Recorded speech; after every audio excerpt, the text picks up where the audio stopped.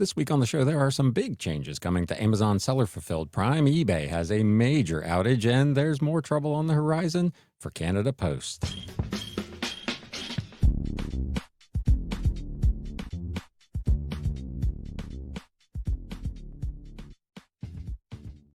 What is up, Galaxians? Welcome to episode number 297 of the Galaxy CDs, Rocks and Flips Reseller Talk podcast, rapidly approaching 300 of these bad boys, not to mention all the special episodes and the lives, and it has been a pretty wicked 5 years of doing this. Welcome. My name is Ryan, and I'm going to be your host. We've got just a couple of things to cover this week, a pretty light week in the news. One big incident over at eBay, some big changes coming at Amazon, and some updates that you need to know about with a potential strike up in Canada. So there will be timestamps to everything in the show notes and the video description down below if you want to go to a particular segment. We will have a What Sold recap at the back end with, again, 14 or 15 things. It was a pretty good week here at the Galaxy. So with that out of the way, let's get into this reselling news. News updates.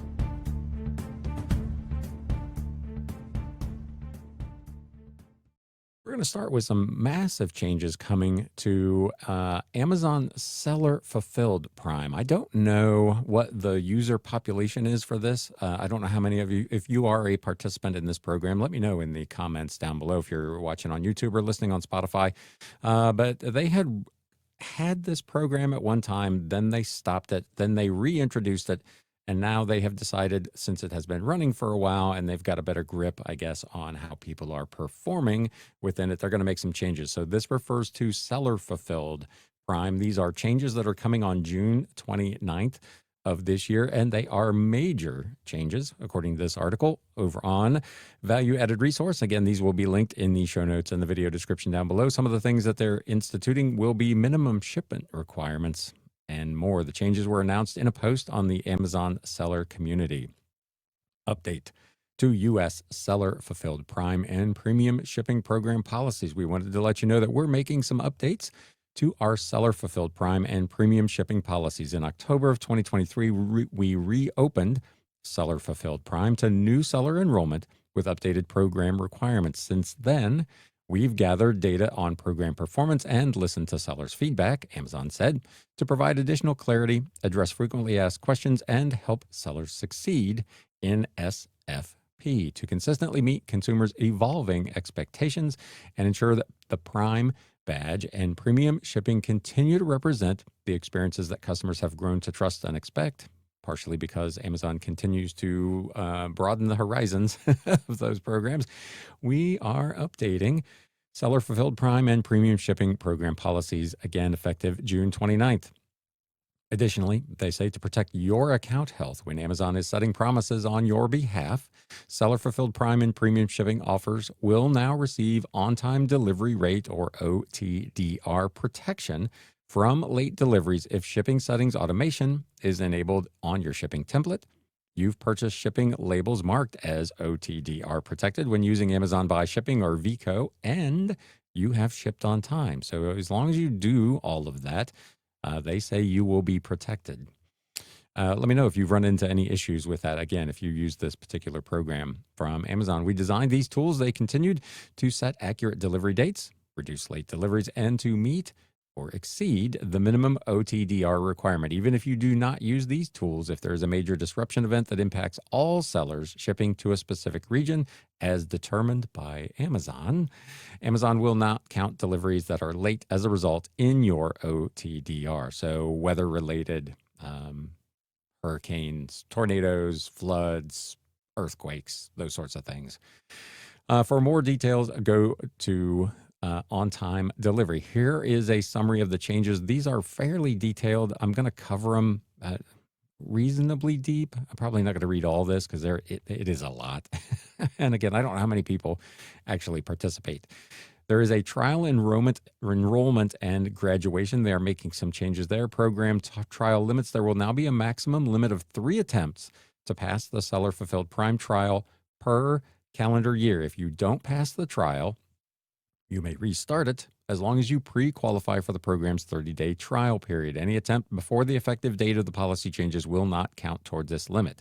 So you'll have 3 shots to successfully pass the trial. There are also, however, some graduation restrictions to the program. Graduation from the trial period will be restricted during the weeks leading up to major sales events and periods of heavy customer activities. So things like Amazon Prime Day or Prime Week is what it seems to be now. It's stretched beyond just a single day. The fourth quarter, Q4, the holidays, those sorts of events. This restriction is to ensure that you are adequately prepared to fulfill seller fulfilled Prime orders before these busy periods. To enroll in SFP, you first need to pass a 30-day SFP trial, after which your Prime offers will be eligible to display the Prime badge, usually resulting in an increase in sales. There is a downside to this, at least on Amazon's side. This demand growth, combined with the demand increase during major sales events and periods of heavy customer activities, frequently resulted in sellers not meeting seller fulfilled Prime requirements and a subpar customer experience with Prime orders. To ensure new seller fulfilled Prime sellers are properly equipped to manage these periods with high customer order volume, uphold the Prime customer experience, and succeed after passing the SFP trial, we've implemented a restricted graduation period that covers the weeks leading up to those major events. We will notify you in advance of these dates on the help page. If you pass the trial within this graduation period or during the event itself, your Prime offers will be eligible to display the Prime badge after the event has ended. So be aware that if you're gonna enroll in this, once you've passed it, if there is some big event that Amazon is running or some big customer time of year, for instance, again, Q4, the Christmas season, you probably will not be eligible to display the badge until the event has ended. There are also major changes coming for sellers that are already enrolled in the program, including minimum order requirements, misclassified product restrictions, protection from network disruptions, a new appeal process, and more. The minimum shipment requirement, they want to ensure sellers are well prepared to manage seller fulfilled Prime orders and to meet the program requirements necessary, again, to deliver the Prime customer experience. We have observed sellers are best equipped to meet these requirements when they are frequently fulfilling SFP orders, and as such, we expect you to consistently demonstrate that you can meet all SFP program requirements regularly. As a result, if you have not shipped at least 100 SFP packages per month, or if you have not shipped SFP packages consistently throughout the month, we will limit your maximum daily Prime order volume until you resume shipping Prime packages consistently and ship at least 100 per month. That one is really interesting to me. And again, I don't sell on Amazon, so this isn't going to affect me, but I don't know if they restrict your sales. How much are they restricting them? Because how can you get back to 100 a month if they're restricting your orders? If you were already under that number and they further restrict you, I would think it would be very, very difficult to get back to 100 because they've put the brakes on you. Let me know if I'm misreading something in that, but that one seems like a really strange. And maybe if you start with just being consistent with shipping your orders, they'll gradually increase it. But it looks like they've made it virtually impossible to recover from that if they're going to restrict your sales. I don't know. That's a weird one. The exemption period to address performance issues. If you receive a second email notice stating that you have not met a performance requirement and Amazon disables your Prime offers as a result, they will exempt subsequent enrollment revocation for that requirement so long as you leave your Prime offers disabled. So if you don't try to turn it back on, they won't force you to turn it off. Yeah, that seems to make good sense, I guess. This will allow you time to resolve any issues that led to the performance miss while protecting both the Prime customer experience and your eligibility. They're also adding restrictions for misclassified products. We expect sellers to correctly identify the category and size tier each product belongs to, as each size tier has different program requirements. We understand that occasionally a misclassification may happen without any intent to gain an advantage of the different requirements. If we detect any misclassified ASINs, we will send you an email notification advising you to correct the product's dimensions. However, if we determine your conduct constitutes intentional misclassification, we reserve the right to block SFP offers, pause your eligibility, or even revoke your Prime privileges. Examples of intentional misclassification include that you misclassify numerous products, do not update the classification after being emailed about it, or misclassify the same product on multiple occasions. So don't try to get around their size tiers or any of their other metrics to try to gain a competitive advantage, because they will find you. Performance protection from major network disruptions. We recognize that major fulfillment network disruptions may impact your SFP orders. To ensure fairness and address factors beyond your control, we take steps to mitigate the impact of any such disruptions that we identify on your eligibility. We'll investigate significant events that impact two or more carriers, such as, again, major weather events, for example, hurricanes, or catastrophes, for example, a bridge collapse. That's pretty specific. We have the sole discretion to determine what constitutes a major network disruption. So again, it's going to be at Amazon's discretion whether or not you get some benefit of the doubt. Any SFP performance misses resulting from major fulfillment network disruptions that we identify will not impact your eligibility. We will determine the affected regions and the length of protection accordingly. They are also adding a new appeal process. You'll now have 2 weeks from the date that you receive an email notice about missing a performance requirement to submit an appeal. We strive to provide prompt and accurate support. If you have questions to help us assist you effectively, follow these guidelines. You have 2 weeks, 14 calendar days from the date that you receive this notification to submit an appeal. Appeals submitted after the 2-week period will not be considered. So they're pretty serious about their time window. You will have 4 days to provide any missing information or respond to requests from Amazon. After this period, the appeal will be closed and you have to submit a new one. You may not submit more than 3 appeals per quarter. However, valid appeals that result in an overturned decision will not count towards this limit. So you send in an appeal and they agree with the appeal, that one doesn't count towards your 3 per quarter. Again, let me know if you're in this program. Have you ever had to appeal, and what was the result of that? Was Amazon willing to work with you, or did you just eat the ding, as it were? To ensure a quick and efficient resolution, include the following information, and then there is a list. Again, I will link to this in the show notes down below. I'm not going to read all of these various details. You may also proactively reach out to Amazon regarding any issues. So there you go. Big changes over at Amazon for people who are seller fulfilled. So this is not sending your stuff to Amazon, the Amazon fulfilled Prime. This is actually seller fulfilled Prime, where you're doing the shipping or someone is doing it on your behalf in the case of you've got a third-party warehouse or whatever. Let me know, do you participate in this program? Has it been successful for you? And what are your feelings on these changes, which are fairly significant? Again, it's one of the reasons that I have elected not to sell on Amazon. Just the number of hoops that you have to, and again, I'm sure I'm leaving money on the table. I'm fine with that, because the juice would not be worth the squeeze for me, as we often say on this channel. I don't want to go through all of this kind of drama to make a little bit of extra money. It's just not worth it for me. You can let me know whether you agree with that sentiment as well down in the comments below. If you've been around at all this week, you know that eBay suffered a major photo outage on the 15th, which was Thursday. It started happening early in the afternoon, sometime 1:30. It seemed to kind of roll maybe across the country. Different countries experienced it and different others. If you joined me on Friday on my live show, Recommerce Dave from Australia said that they had no problems, or at least he had no problems in Australia, but there were reports on the eBay community message boards from countries all over the world where photos just stopped loading.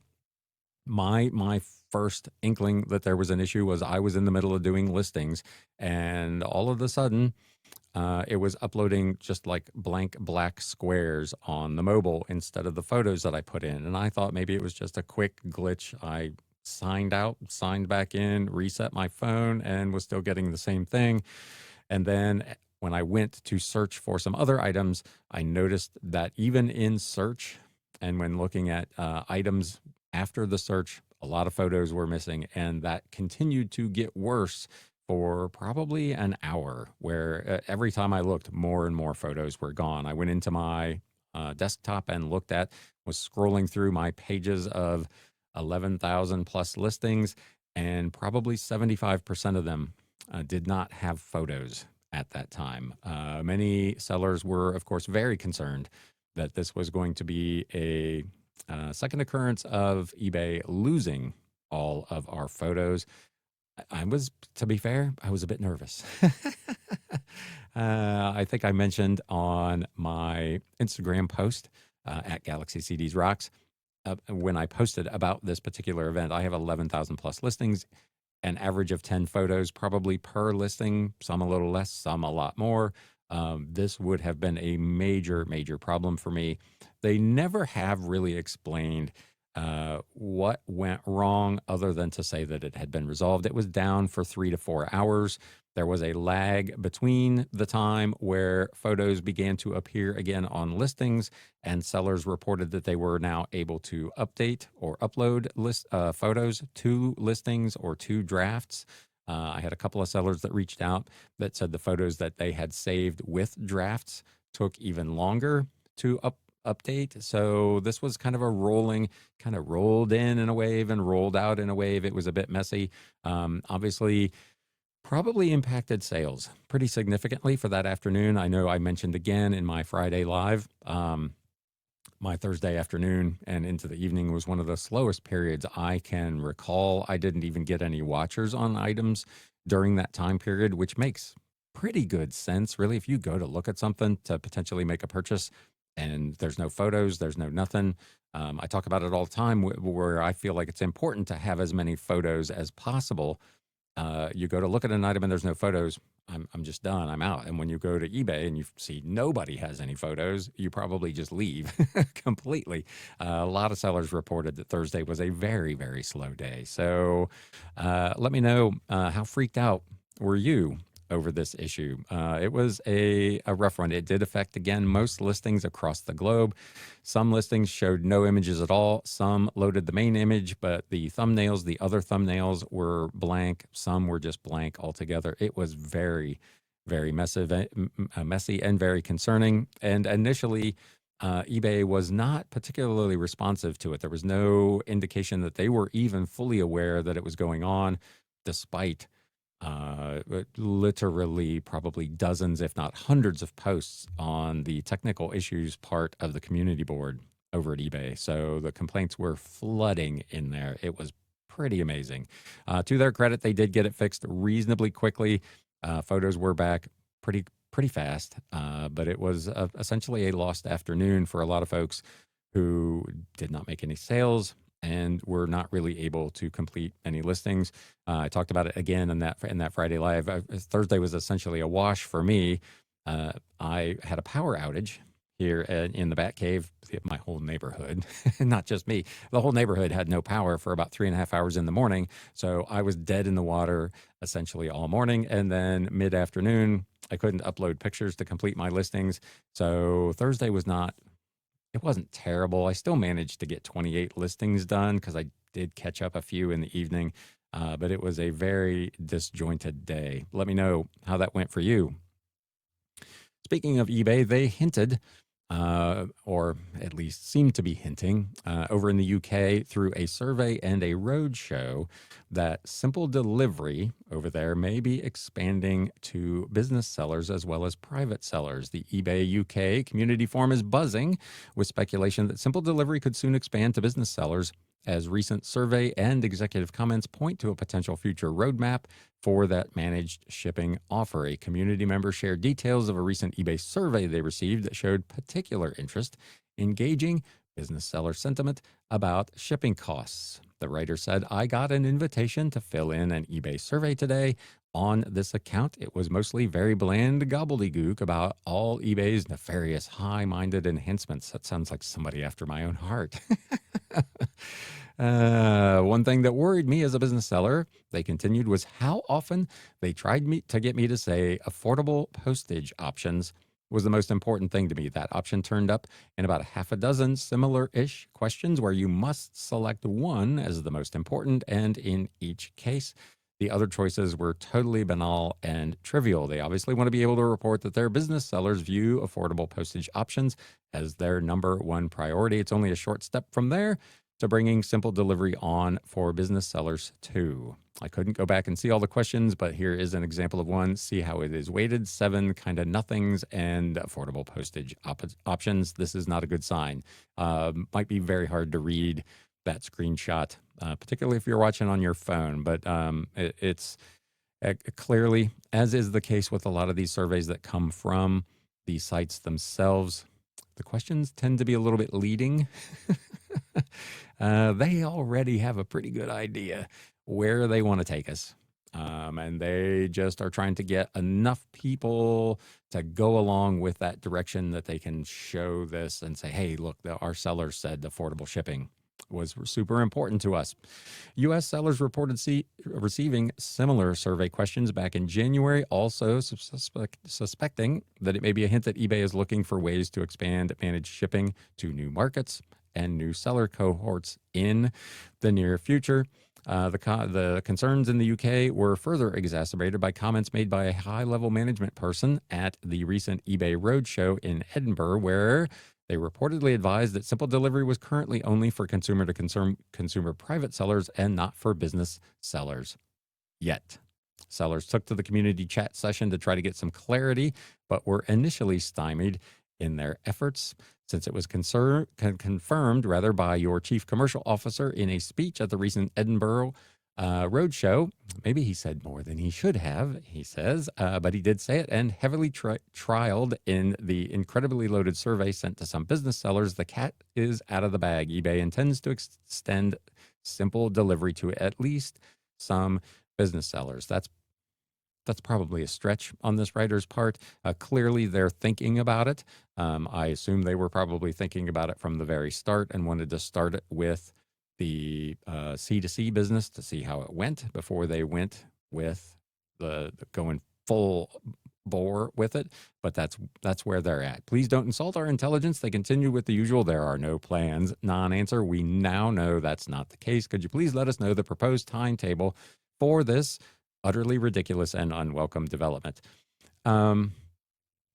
I tend to call a spade here on the show. I'm not trying to sugarcoat anything, but I also try not to be too sensationalist or too antagonistic toward the sites. If there's an issue, I am absolutely going to call it out. But I will just say again, from my vantage point, I don't find that this particular type of approach is probably really helpful.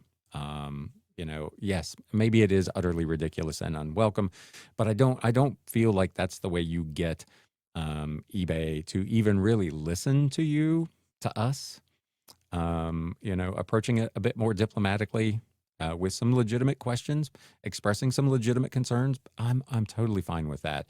But when we kind of immediately go to the sky is falling and start attacking them, I'm not sure. And again, you can let me know in the comments, as I'm sure you will, whether you agree with that sentiment or not. But I just find that to be counterproductive. Anyway, Dave at eBay finally responded, "Unfortunately, we weren't at the roadshow, so I can't comment on what was said. As it stands, we haven't been made aware of any plans to roll out simple delivery to business sellers, so I can give you an answer other than that." I believe it probably should say I can't give you an answer other than that. So he kind of got the answer that he said he was going to get. We have no plans.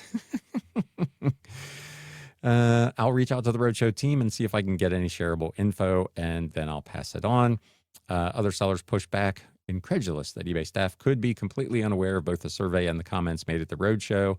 Again, I have absolutely no issues with believing that some people at eBay do not know what other people at eBay are doing or thinking. The last story we just talked about, for instance, it took over an hour for anyone at eBay to at least publicly acknowledge that they were having a major worldwide outage with photos, when it was obvious to anyone who just got on the site that that was indeed the case. Anytime that you have called eBay customer service, If you talk to 2 or 3 different reps, you might get 2 or 3 different answers to the very same question, stating that those things are policy. So I don't agree with this that eBay staff could be completely unaware of something else that may be going on at eBay. That seems to be a feature, not a bug, as they say.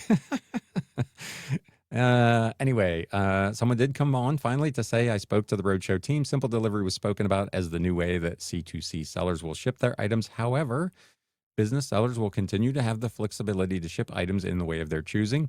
However, it continued in response to interest from some business sellers. We are exploring whether we can make simple delivery also available for business sellers on a voluntary opt-in basis. So, a couple of things to unpack there real quick. The first one would be in response to interest from some business sellers. The ones that responded to the survey, perhaps. I'd be curious if they have had business sellers. They may have legitimately had some smaller, particularly business sellers that reached out or whatever, made a post in the community boards over in the UK saying, this simple delivery thing looks pretty slick. We would like to participate as business sellers. I don't know. I'm not over there, but I find that to be potentially maybe a bit disingenuous, again, especially given the survey that had just gone out.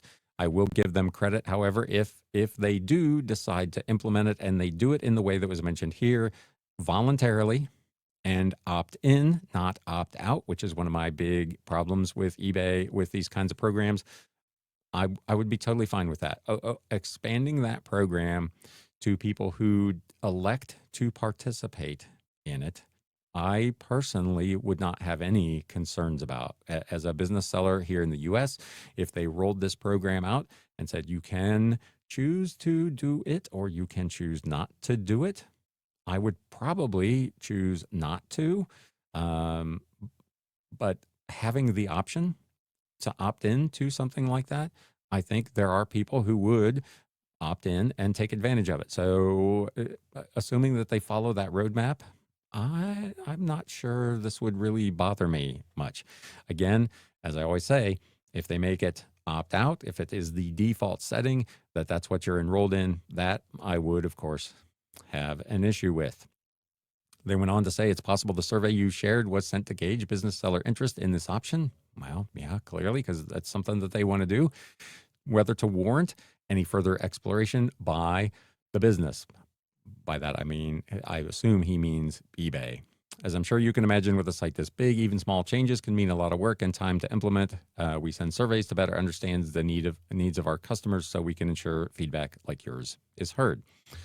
That all sounds well and good. So we'll see. This whole rollout has been really interesting to follow over in the UK. And again, as a reminder to listeners or viewers here in the US, these things often get trialed over there to see what whether or how well or unwell they work, and B, what the adoption rate is and what the attitude is of both buyers and sellers before they roll them out to the primary market here in the US and around the world. So these are interesting things to watch. Simple delivery, as you may recall, was introduced and went into effect in May of 2024, initially limited only to clothing sales, causing some to speculate the program was designed specifically to compete over there with Vinted. eBay quickly has expanded the program to include most categories and announced it was going to be mandatory for sellers of eligible items, and that went into effect April 15th. They have since, as we talked about, I don't know if it was last week or 2 weeks ago, made some additional exceptions and advised that the mandate will be a phased rollout. They're not enrolling everybody all at once. With this managed delivery service, eBay decides, of course, which shipping options to show the buyer on the listing. The buyer pays whatever rate is shown. That money goes to eBay, and then eBay provides a prepaid label to the seller. If there is any difference between those two things, eBay pockets that difference, which is different than what we do now, where you have the option to pass a discount along. So this is, again, an opportunity for eBay to potentially make a little bit of money that, at the moment, we as sellers have an opportunity to make. The CEO has presented the simple delivery as to investors, surprisingly, not as a significant revenue opportunity for the company, with Q2 2025 guidance clearly setting expectations that it, along with the buyer protection fee, which they also implemented in the UK, will meaningfully contribute to achieving 1 to 3% revenue growth. So they're counting on these programs to, again, squeeze more profit for themselves out of an existing amount of business. This is not about growing the business globally. And by that, I mean by adding more sales or more buyers. This is about growing the piece of the pie that eBay takes from the same size pie. Which, of course, means that you, as a seller, we as sellers, get a smaller piece of said pie. So, again, while the program itself may have some benefits, it is clearly designed to benefit eBay primarily. Giving everything they have writing on meeting or exceeding these revenue guidances for the rest of the year, it won't be surprising at all to see them potentially roll it out to business sellers on a voluntary basis there, or to sellers in other markets. In fact, several recent job postings for Toronto-based monetization managers reveal that eBay is explicitly looking for someone to help improve and expand on monetization initiatives in the UK, as well as expand those efforts globally to find the right monetization strategies for each of eBay's marketplaces. So there you go. If you're in the UK and you happen to be watching or listening, let me know. If you are a private seller, have you used this program? How is it working? We've seen some mixed reports on how well it's gone. If you're a business seller over there, let me know. Is this something that you would participate in, or would you, like me, probably be a hard no? Speaking of shipping, this is the last bit of reselling news for this week. We talked about it a little bit on the Wednesday live. Just be aware that Canada Post may be going back on strike. The back to work order is about to expire. I believe that is on the 22nd, which is, what would that be, middle of this coming week. Negotiations between Canada Post and the Canadian Union of Postal Workers have broken down, which makes labor action even more likely, as a temporary pause is set to end next week. After several days of discussions without meaningful progress, Canada Post has informed the Canadian Union of Postal Workers that a temporary pause in discussions is necessary. I don't know that I understand. These talks aren't getting anywhere, so let's just stop talking. That seems counterproductive. But anyway, this pause will allow Canada Post to focus on preparing comprehensive proposals aimed at moving discussions forward constructively. I don't want to harp on this too much. How do you do that when you stop talking to the party that you're supposedly negotiating with? That is the one that's going to tell you what it is that they want. I would feel like that's what would help move the thing forward. Anyway, negotiations had resumed at the end of April after breaking off previously in March. While the CUPW requested that both parties return to the table with the assistance of a mediator, the union has either held or hardened its previous positions on key issues, leaving little room for progress. So it's not just Canada Post at fault here. The union doesn't appear to be making much in the way of concessions. With collective agreements for CUPW represented employees extended until May 22nd, we understand that our employees and the people we serve are counting on both parties to find a resolution and avoid further labor disruption.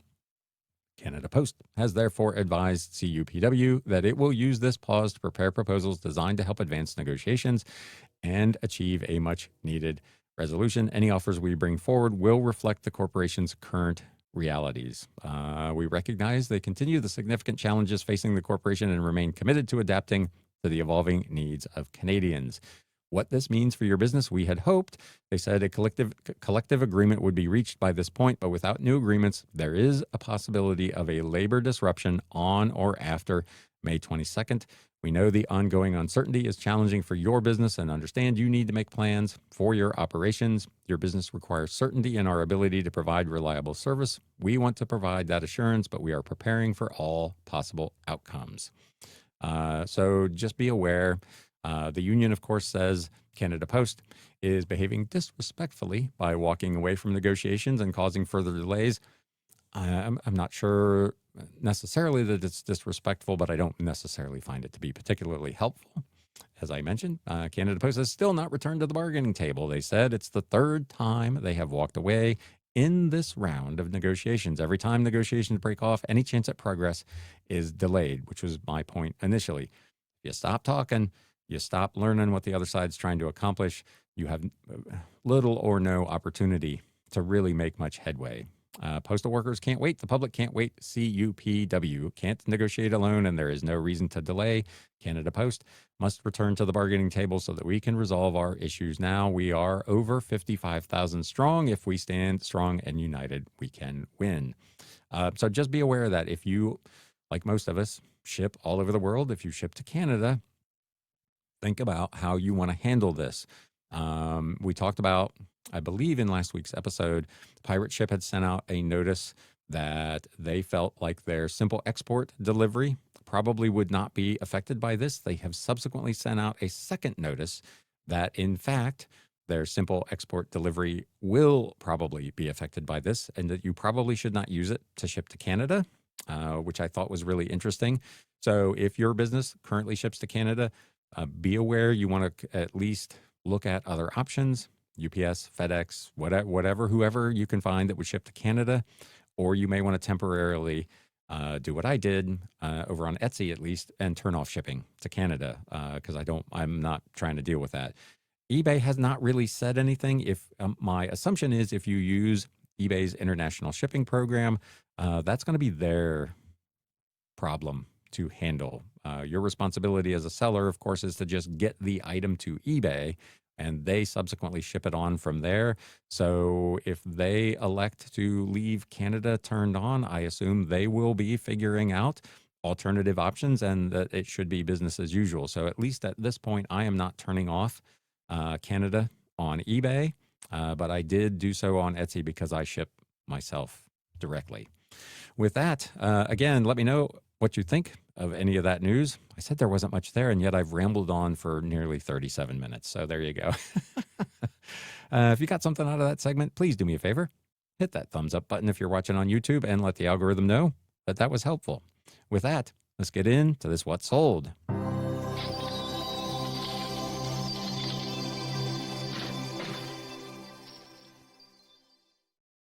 I had sales across 3 of my 4 platforms last week, so it was pretty good. I will definitely take last week. It was reasonably solid here. This first item on Mercari, Paradise Lost, books 1 and 2 by Milton.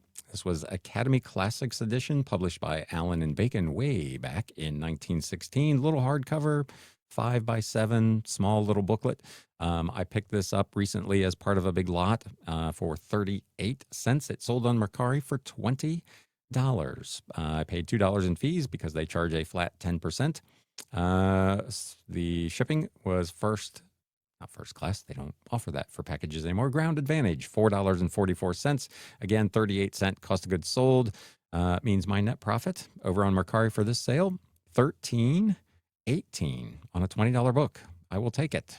Over on Etsy, I had run this initially on eBay at an auction, and it got a couple of people watching it, but nobody put in a bid.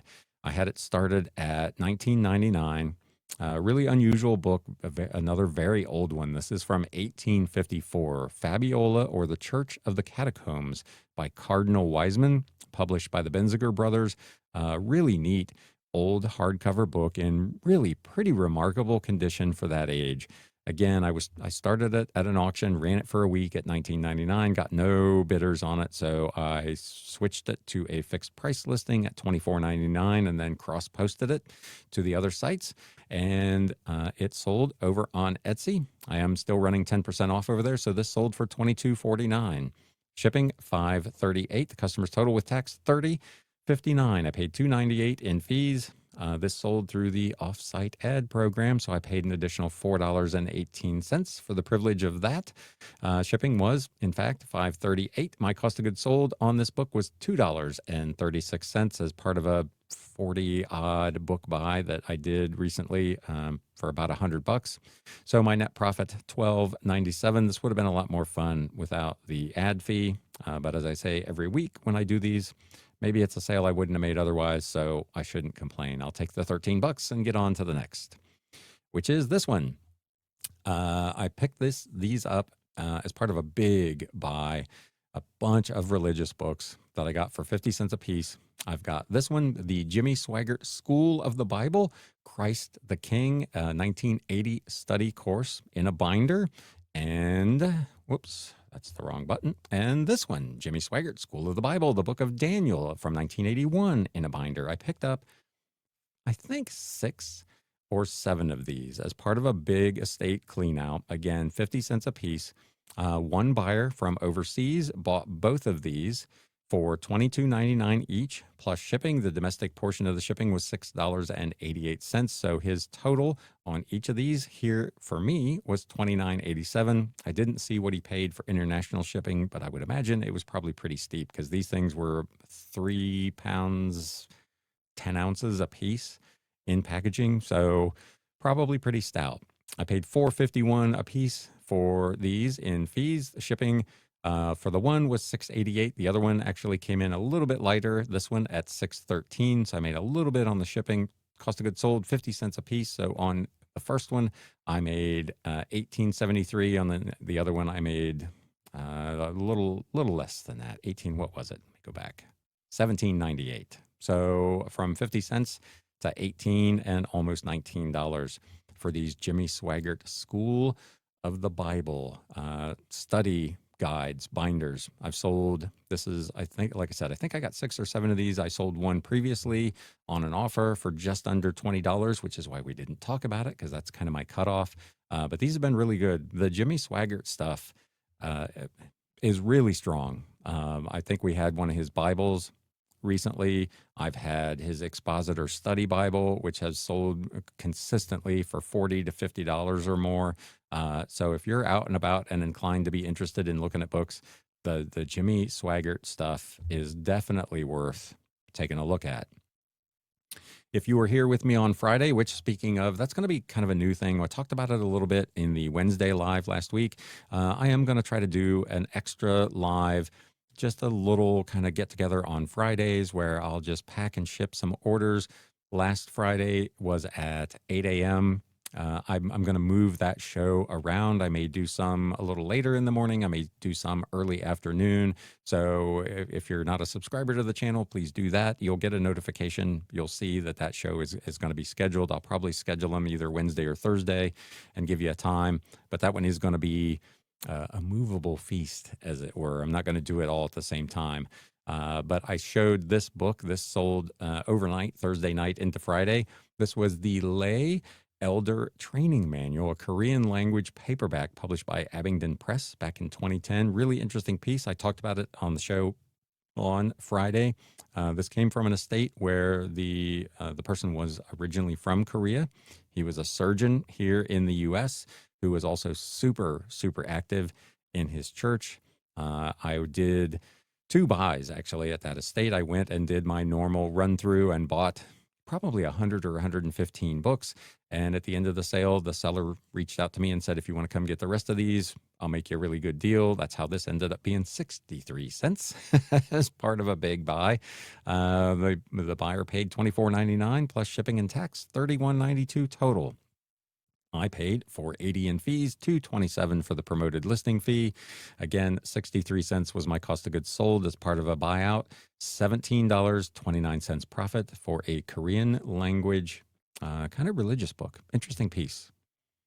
Another foreign language book, the New Testament Koyoyu, if I said that correctly, and English. It's a Chinese language Bible. It's in both Chinese and English. It was published by the China Bible House in 1941. Hardcover book. If you're watching on YouTube, you can see it's in fairly rough condition. There's a pretty good chunk out of the top of the spine.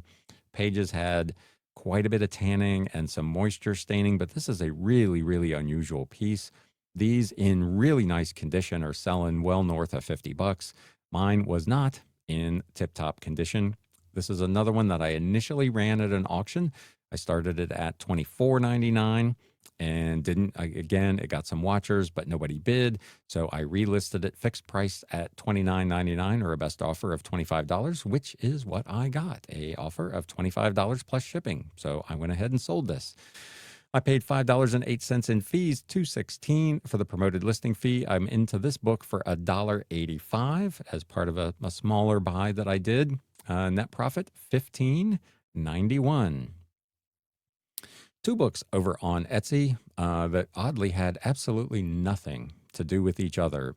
Best Old Songs, a golden collection of patriotic home and school songs from 1919, a paperback book, a song book in pretty rough condition, had some markings on the cover, was very stained, a lot of tanning. It is what it is. It's from 1919. It was a cool piece. $14.99 on that. And then Donald E. Knuth, The Art of Computer Programming, Volume 1, Fundamental Algorithms, a hardcover textbook from this one was, I believe, 1959. So again, two completely different types of books, computer programming and patriotic home and school songs, songbook from the early 1900s. You just never know. $14.99 a piece for those two with the 10% off. It ended up being $26.98 plus shipping. The buyer, Etsy, calculated combined shipping at $6.88. It actually ended up being $6.13, so a little bit of savings there. $3.52 in fees, $5.08. Again, offsite ad fee.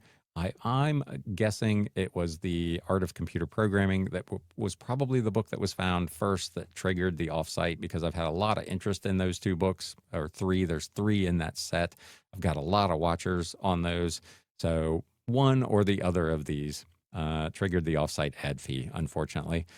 $6.13 again in the shipping cost. $2.40 is my total cost of goods sold on these two books.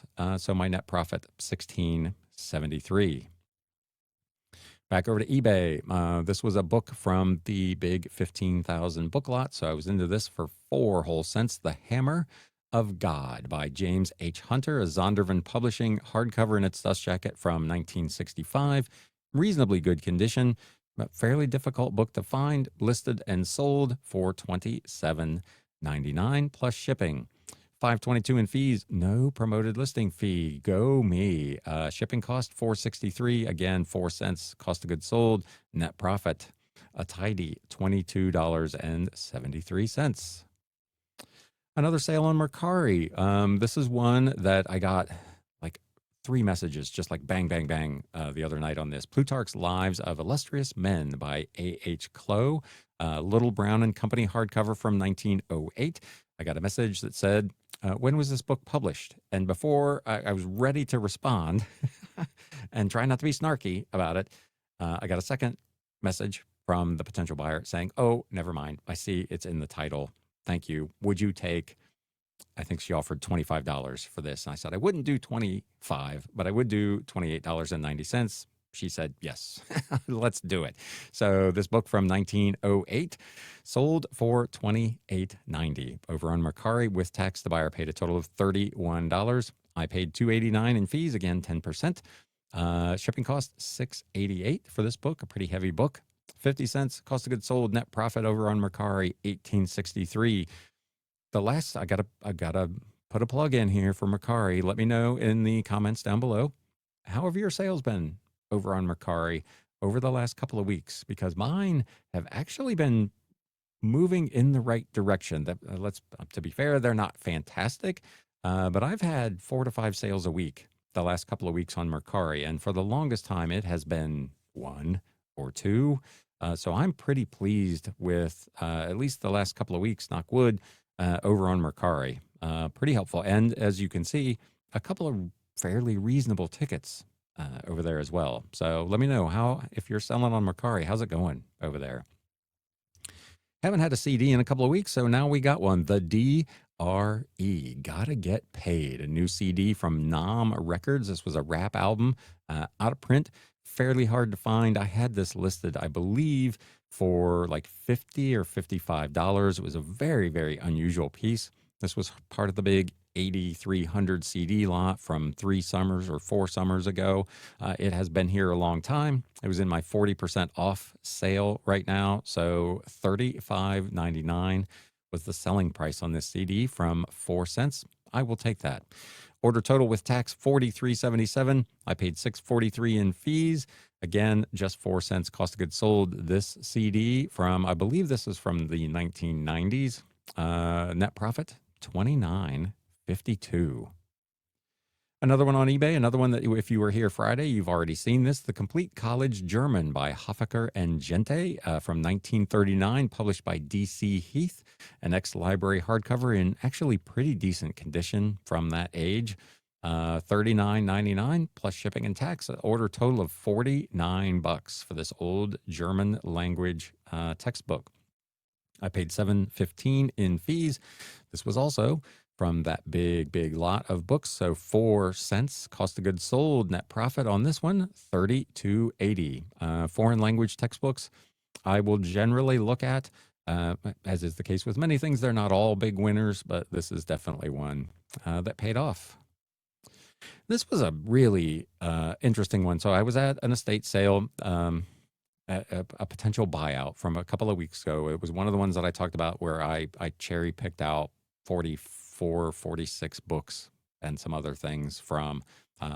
They wanted me to buy the whole kit and caboodle, and I just couldn't justify it. But there were some really interesting pieces in there, many of which have been on the What Sold recaps over the last couple of weeks. This is another one. This is a book of postcards from 2016 called Winter Dreams, 20 postcards by Hannah Carlson. This was the English edition published here in the U.S. by Gibbs Smith. It was a paperback book, legitimately just full of these postcards. It was originally published, I believe, in Sweden, in, of course, Swedish. This is a really, for whatever reason, I'd never heard of this artist, but this is a really valuable book. When I comped it on site, I was like, holy Toledo, 20 postcards. This thing's going to sell for 50 or 60 bucks. I listed it for $59.99. I received an offer of $51. I was into this for $1.36, so I went ahead and took that deal. Winter Dreams, 20 postcards by Hannah Carlson from 2016. The buyer's total was $59.52. I paid $8.60 in fees, $4.23 for promoted listing fees.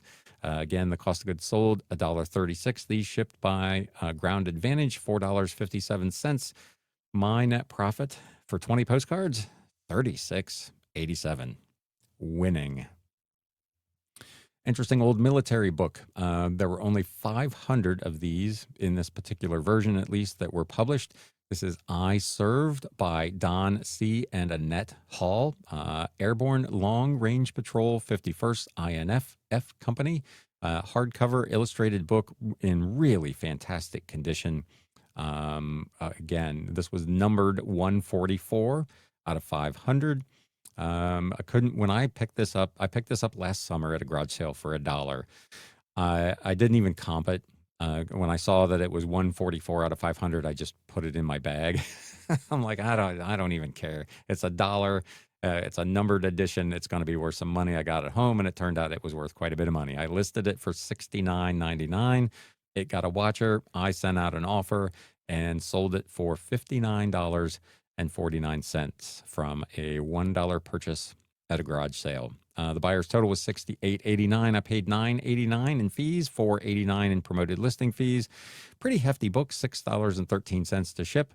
Total net profit, $43.71. Neat old book. If you find numbered editions, obviously those are worth at least taking a look at, or in the case of me, just dropping it in the bag. This was an interesting one. So I've had these books for quite a while. I've sold a couple of them. They are the Standard Library World's Greatest Literature. I had, I think, 16, at one point, 16 volumes in this particular series. I was down to 13, maybe something like that. And they were $7.99 a piece is what they were listed for. So not anything fantastic. I was into them for just over $1 a piece. Yeah, about right at $1 a piece. Anyway, but I had somebody reach out and said, I have some of these, but I need numbers 9, 10, and 12 through 20. Do you have those 11 volumes, and what kind of deal would you make me? As it turned out, I did have those volumes along with a couple others, which I still have. I sent him a message back and I said, if you would be interested in these, I will create one custom lot for you. For those 11 books, I'll do $70 plus whatever the shipping works out to be at media mail rates. And he said, let's do it. And I said, let's do it. So 11 books. These are from, I believe, the 1940s era. Standard Library, the world's greatest literature. 11 volumes, $70 plus $17.38 for media mail shipping. The buyer's total, $92.04. I paid $13.07 in fees. I did ship them by Ground Advantage because ultimately it did work out to be a little cheaper for me, $15.83, plus he'll get them probably a little quicker. My total cost of goods sold for these 11 books was just $7.92. So yeah, they were closer to under 80 cents a piece is what that worked out to. So really good deal. $41.48. My total cost net profit, $50.56 for what was really a bunch of cheap books. I mean, again, listed for $7.99. I talk about pretty regularly. I don't mind to have $5.99, $7.99, $9.99 books because in many cases, buyers will reach out to buy multiple copies, especially if it's a series like this where they just need to complete a series, and you ended up with a $70 sale from some old, relatively inexpensive books. And that, my friends, is our flip of the week. What do you think? It was, again, if you follow me over on Instagram, again, one more shameless plug, at Galaxy CDs Rocks. I post every Saturday kind of what I've been working on. I show some of the things that I've listed and what my sales week looked like.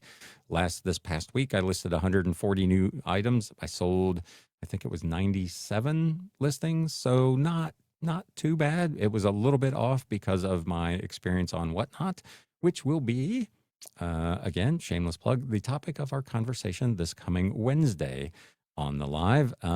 It'll be posted in a couple of days, and you'll kind of get a drift of what I'm talking about with Whatnot. But I didn't sell anything there, suffice to say, last week. So in any event, pretty decent week overall. I will take it. 97 sales. Dollar volume was pretty good. Moved some old inventory. So I'm going to chalk it up in the win column. Again, let me know what you think of any of this. How's your business going? How are things going for you? How are you doing particularly? Again, I'm curious. On Mercari, have you noticed any kind of an uptick? How did the eBay photo outage affect not only your business, but your heart rate? That was a little stressful. I got to admit, I was a little bit nervous about that. Anyway, if you got something out of this, again, if you could do me a favor and hit that thumbs up button. If you happen to be listening on Spotify or anywhere else and can leave us a review, I would appreciate that very much as well. If you're not currently a subscriber or a member of the YouTube channel, please consider doing one or the other of those two things. Oddly, over the last, as I've done more shows on YouTube over the last couple of weeks, I am actually net negative on subscribers. I'm down 5 subscribers in the last week, so that's kind of weird. But if this is your first time here, hey, thanks for stopping by, and please consider subscribing or following the podcast. In any event, next week, Wednesday, 11 a.m. Eastern, live, we'll be talking about Whatnot and whatever else you would like to talk about. And then on Friday, at a time yet to be determined, we're going to pack and ship some orders and just have some general chat. As always, thank you so much for spending a little bit of your time here with me on the show. I appreciate it very much. And until next time, my friends, it's time to sell. Thanks, guys. You have been listening to the Galaxy CDs Rocks and Flips Reseller Talk podcast. Thank you so much for tuning in, and we will catch you again next time.